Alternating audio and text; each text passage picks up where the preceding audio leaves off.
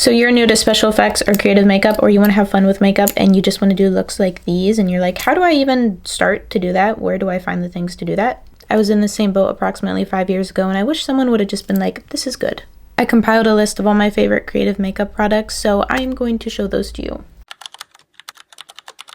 I don't have much in this category other than I wipe my face with a toner sometimes, maybe. Half the time I kind of don't. But this stuff, the Derma Shield Ultimate Skin Protectant. If you have sensitive skin or you do a lot of creative makeup, I highly recommend getting this. Foam latex doesn't burn when I use it, so. Next up, we have a small little one, and this is the NYX Lift and Snatch. I use this to sketch out my makeup look, so if I'm doing like a stained glass look or anything where I have to sketch something out of my face, I will use this. Mainly because when you use an actual eyeliner, it's a lot more there, and if you're trying to paint over the lines, sometimes the colors can like mud together and it doesn't look good. So NYX Lift and Snatch, and it's like a lot cheaper than an eyeliner.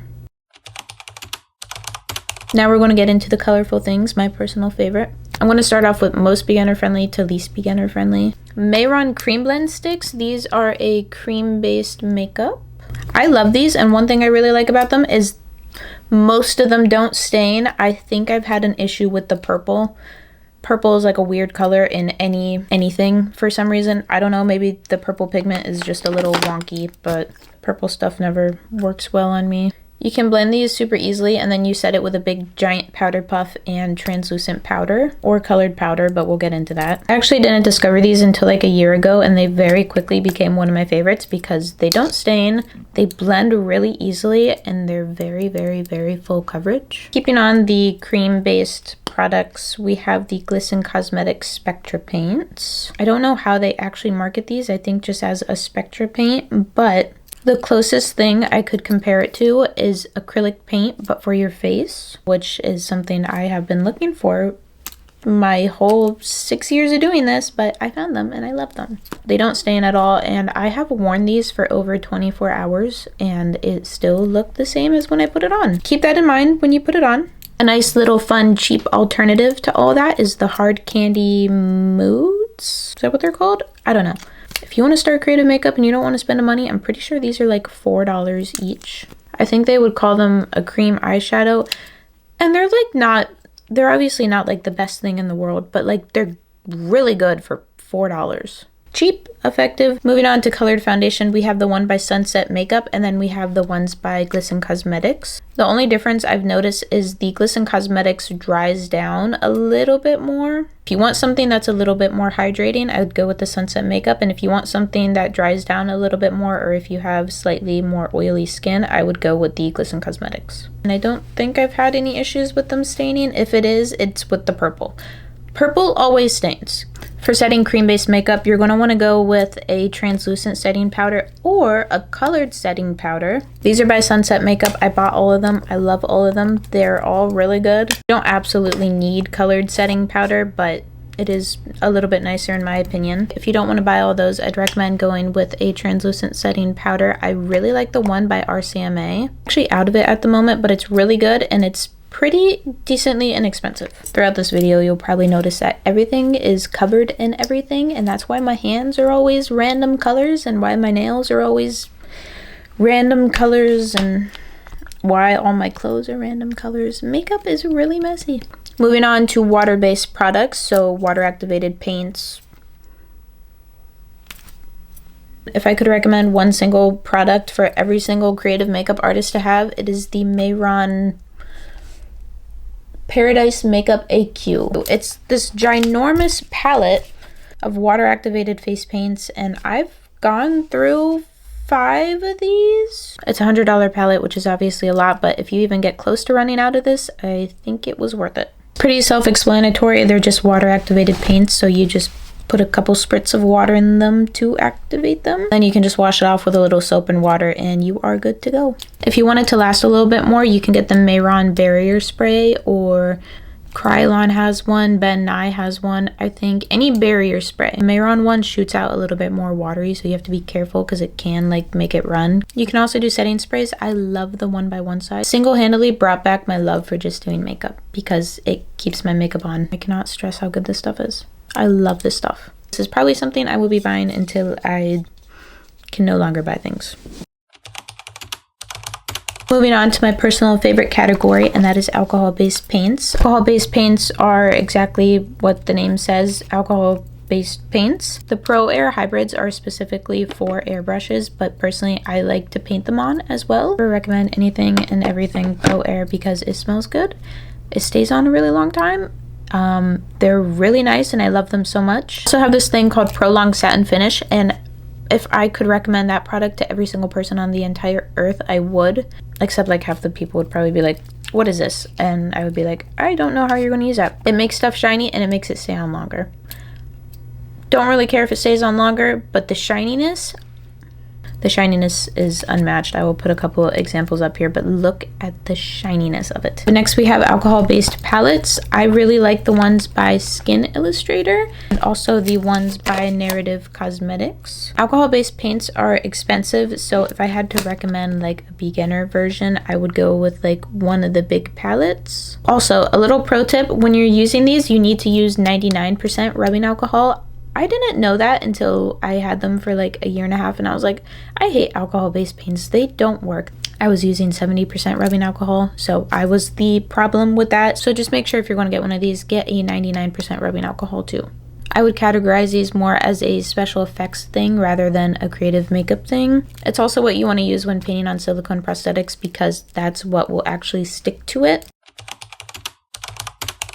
Now for my personal favorite category, we have prosthetics. These are two very drastically different prosthetics. This is a foam latex prosthetic that I've already pre-painted and done stuff to. A couple issues with foam latex. If you sweat a lot, it can bubble. A lot of people tend to be allergic to latex. I'm sure there's other things, but I can't really think of what they are. I really love foam latex because you can get like huge things, but they're still lightweight and wearable, and they have a really good movement too. You apply foam latex pieces with Prosade, and then you can blend the edges of it with thickened Prosade, or I really like this stuff. It's called Mel Gel Prosthetic Cream. I want to say it's like a fluffy version of thickened Prosade. It's also colored and has flocking in it, so it looks a little bit more realistic. Kind of really expensive though. This 2 ounce was $35, which is a lot of money for a little guy, but a few times I've used it, I didn't really have to use a lot, so it's going to last a while. To paint foam latex, you want to use Pax paint, which is Prosade and acrylic paint mixed together. You can buy it from some places or you can make it yourself. I personally make it myself because also it's really expensive and I would rather just make it. My personal favorite method is to do a couple layers of white Pax paint and then I will color it with my Pro Air airbrush paints. You can switch it up, but I would recommend doing a couple layers of Pax paint first to at least seal the foam. Moving on to silicone prosthetics. I love silicone prosthetics. I make silicone prosthetics. I haven't made them in quite a while, but like the name suggests, they are made out of silicone. The way you'd apply it is with an adhesive like Silky, or I use Prosade personally. I know some people don't like to use Prosade because it's not as strong. I don't mind using it because I'm not putting it out on a movie set or anything, so it doesn't need to stay on for too long. I'd rather it come off a little bit easier.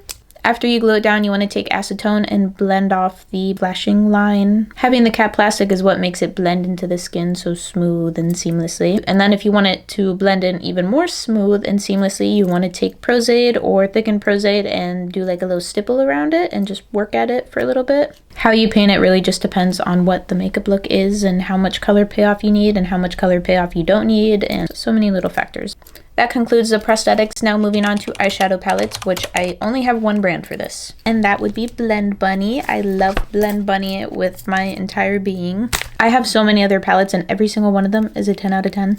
I would recommend every single one of her palettes, but if I had to choose one, I would probably do the Ellis Atlantis Volume 1, I believe it's called. You could get just that palette and you would be set. So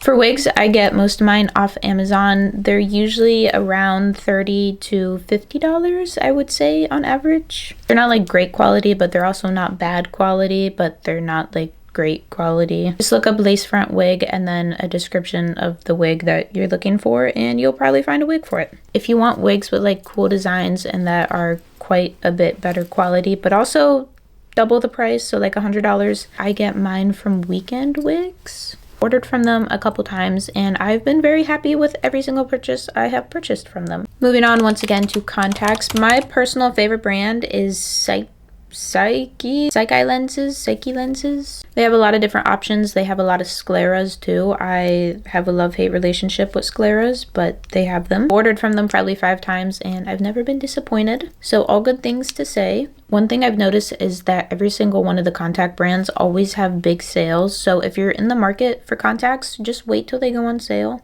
To wrap this up, I'm just going to do a quick little speed run of a bunch of little random things I can think of. So cue the speed run. We have Krylon Eye Blood. This is $30 per bottle and you're only supposed to use it for 1 month and you're supposed to refrigerate it after you use it. I don't do any of that and I am glad I'm not blind yet, but make sure you actually read the instructions on this. Then we have Mayron Metallic Gold Powder. They also have a silver powder, but clearly I am a gold enthusiast. Mix that with Mayron mixing liquid and you can have like a paintable gold.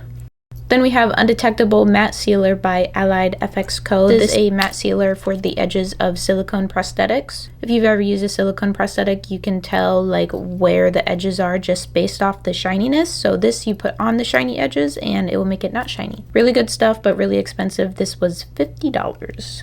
Special effects makeup is like really expensive. And then if you're just looking for random special effects things that you're like, I wonder if a brand has that, look on Krylon. I believe that concludes my favorite products video. That was so many things. That took me 2 hours to film. I still have a lot of things I could show, but these were just my top favorite things. Let me know what other videos you'd like to see. Obviously, I'm starting YouTube. Yay. If anyone has any video requests or anything they'd like to see a tutorial on that perhaps I showed in this video, please let me know. Coming up with video ideas is a lot harder than I anticipated. I do think my next one's going to be how to make silicone prosthetics. So if that sounds interesting to you, feel free to hit the little follow button and the little, is it a follow button? Subscribe button. Okay, I love every single one of you. I hope you enjoyed and thank you for watching. Bye.